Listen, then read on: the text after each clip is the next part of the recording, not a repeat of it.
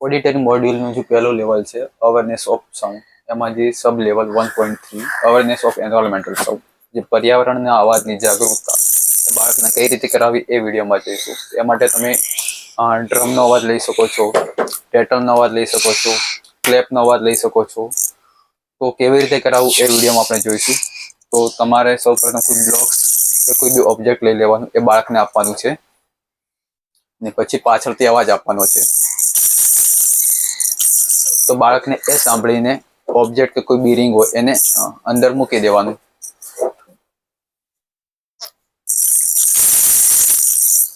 Yes, very good.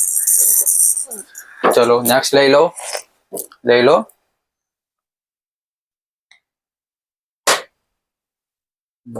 Very good.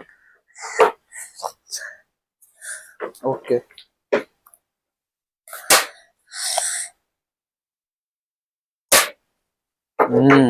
Very good.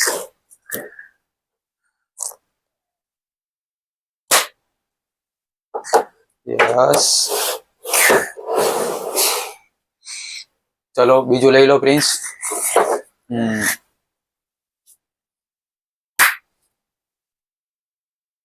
Very good.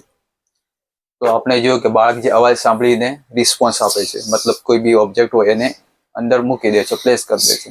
આવી રીતે તમે એન્વાયરમેન્ટલના સાઉન્ડ બીજા જેમ કે પ્રાણીઓનો અવાજ લઈ શકો, જેમ કે કૂતરા માટે ભાવ ભાવ, તો એ ભાવ ભાવ સાંભળીને પછી એને ઓબ્જેક્ટ મૂકવાનું.